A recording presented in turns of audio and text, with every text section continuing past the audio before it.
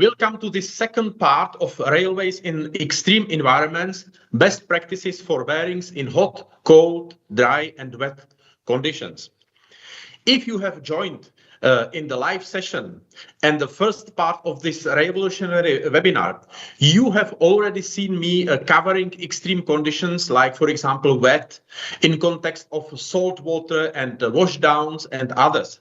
I covered, among others, loads, speeds, and inactivity as a part of the damaging conditions. Wheel set bearings have to work anytime and anywhere. But one challenging topic I will cover now that needs some further technical details is the temperature. Temperature itself is not a condition, but it can be a severe factor for bearings in its extremes. Extremely low temperatures can be dangerous to wheel set bearings, especially during so-called cold starts, when the vehicle is at rest for a long time at a low temperature and then suddenly starts to move.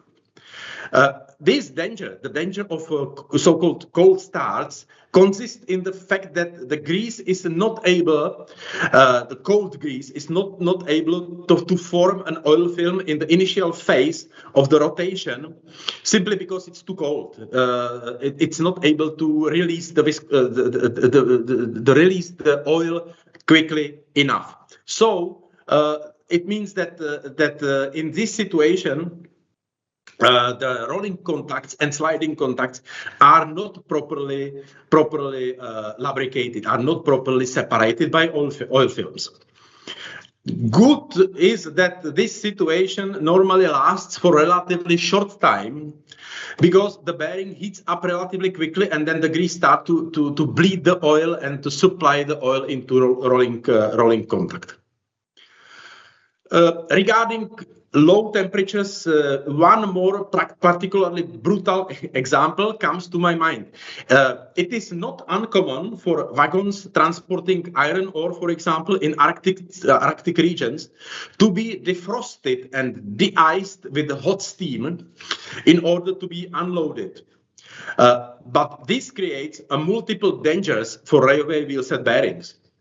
Firstly, the high temperature of the steam can damage the lubricant or the rubber parts of the seals. And secondly, steam can penetrate the bearing, leading later to water condensation, which is resulting in corrosion of the bearing internal parts and premature failure. On the other hand, temperatures that are very high can cause another trouble. High temperatures cause that the viscosity of the grease base oil is reduced too much, dropped too much, which is consequently jeopardizing the formation of a sufficient thick oil film. And this then leads to insufficient separation of the metal surfaces from each other and to their wear. And I would like to stay a little bit longer on the topic of how temperature extremes can create tough conditions for wheel set bearings. Specifically, I want to talk now about the large ambient temperature differences in which the wheel set bearings must operate in some countries. But before I talk about these temperatures differences, let me explain shortly that in all railway applications, even in those that do not operate in any temperature extremes, bearing engineers face challenges when specifying the optimal type of lubricant. Specifically, they must choose the optimal oil viscosity of the grease base oil. This is because each railway vehicle does not move at one single speed. It sometimes goes slow and sometimes fast. Therefore, to design the optimal viscosity of the railway grease base oil, we must find a suitable compromise and choose, in simple terms, I'm now simplifying a bit, we must find one representative speed to which corresponds one optimal oil viscosity value. And this is in order to maximize the protection of the bearing rolling surface by building with this optimal viscosity sufficiently thick oil film. But of course, as I said, the trains do not operate always with one representative speed. To understand what I right now explained, I would like to demonstrate it with the two charts which are on the slide. But first, I need to explain a little bit one tribological parameter which is called lambda. The parameter lambda, also known as the lambda ratio, describes the relationship between the oil film thickness and the surface roughness of the interacting surfaces. A higher lambda ratio indicates that the lubricant film is thick enough to separate the two surfaces effectively, reducing the wear and friction. Conversely, a lower lambda ratio means that the surfaces are more likely to come into contact, increasing the risk of wear and damage. In some applications which do not change their speed much, like EMUs, for example, the situation is not so bad. Even if we set the base oil viscosity by a compromise, there will be just few situations when the rolling metal surfaces in the bearing are not completely separated by a sufficiently thick oil film. It could be when for example, when the EMU is decelerating or accelerating. This situation, the good situation, relatively good situation of EMU example is shown in the left image. We can see that in the EMUs, a large percentage of the time, the lambda parameter reaches high values, indicating a sufficiently thick oil film, indicating good lubrication. On the other hand, see the picture on the right. It shows metro application. Metro is constantly slowing down and speeding up because the stations are relatively close to each other. Therefore, the lambda parameter is in metro applications low most of the time, because the vehicles is most of its time, or a big part of its time, decelerating or accelerating. And at low lambda, as I said before, is indicating a thin oil film. In other words, we can say that metros mostly operate in boundary lubrication conditions, which means the bearing suffer time to time to metal contacts between the rollers and raceways. But there is not much that we can do about it. The bearing must accept that the railway vehicle sometimes needs to go slow, sometimes needs to go fast, and that due to this, metal surfaces will not be all the time protected by a full oil film. And now I'm coming back to the ambient temperatures, okay? Because the ambient temperatures might have a big impact on lambda, on this parameter I have described right now. It means the ambient temperatures can have a big impact on how good or how bad will be the bearing lubricated.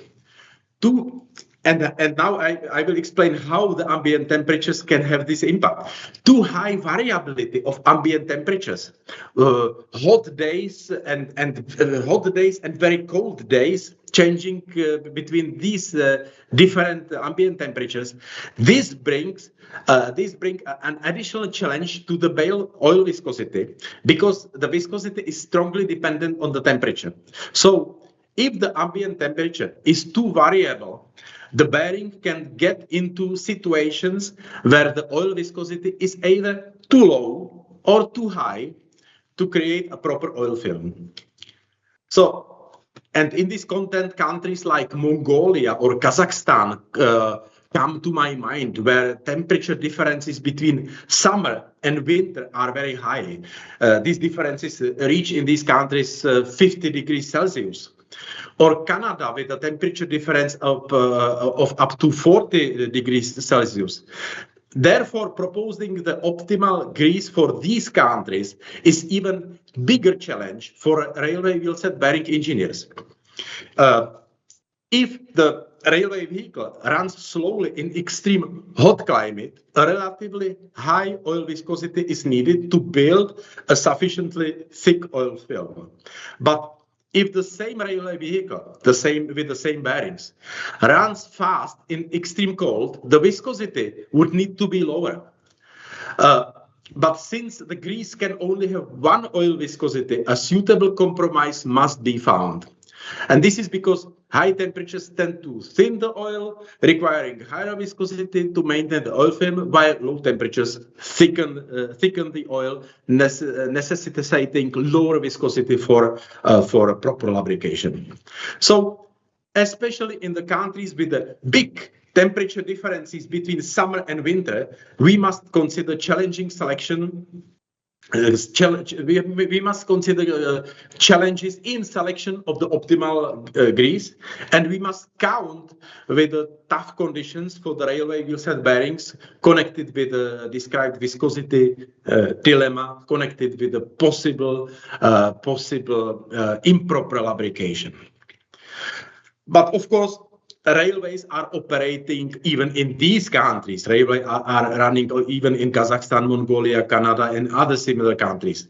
The railway applications there present significant technical challenges which require really a good application knowledge and close cooperation between the customer and the bearing engineer. So it's no surprise, by the way, that the taper bearing units, TBUs, are used in these environments because TBUs are considered to be a state of the art in the world of railway wheelset bearings today. Let's stay still at the topic ambient temperature because it's quite interesting. Another danger to which the bearing could be exposed is too frequent or too rapid changes in ambient temperatures. For example, very hot day and relatively cold night, because this often leads, when combined in addition to it with a high air humidity, this leads or could lead to water condensation inside the axle box or even inside the bearing unit. It is the same effect as when you come on a cold winter day from outside into a heated room. What will happen? Your glasses fog up. This happens, of course, only to the people who wear the glasses like I do. But the same can happen to a bearing if the ambient temperature changes rapidly. And since the bearing steel is not corrosion resistant, such water condensation, such fogging up inside the bearing can do a lot of damage to the raceways. Also here we can identify some areas on our planet characterized by high humidity in combination with the significant temperature differences between day and night. Let me mention some examples. India. Here, the railway operators are not only facing to a high humidity and water condensation on vehicles in operation, but the condensation is happening also on the disassembled and stored metal components, which often suffer from secondary corrosion.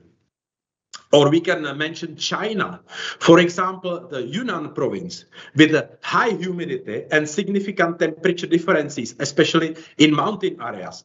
By the way, this climate in Yunnan province is ideal for growing of my favorite type of tea, which is called pu'er. But it is truly tough for railway technology, truly tough for bearings. Similar humid conditions we can find, for example, in Mexico, Brazil, or Florida. But even in Europe, there are areas with a high humidity and significant temperature differences between day and night. For example, Finland is typical. In conclusion, let me summarize that today's webinar highlighted the significant challenges that the railway bearings face due to very high or very low ambient temperatures, high differences between the winter and summer ambient temperatures in some countries, and also due to ambient temperatures variations. We discussed how both extremely low and extremely high temperatures can impact the performance and the life of railway bearings.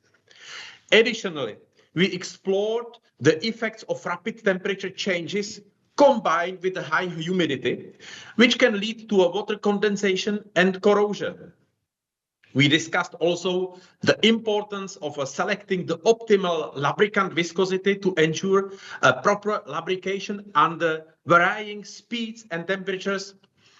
This was emphasized. And it was mentioned that the effective sealing solutions and smart design are crucial in combating all these harsh conditions.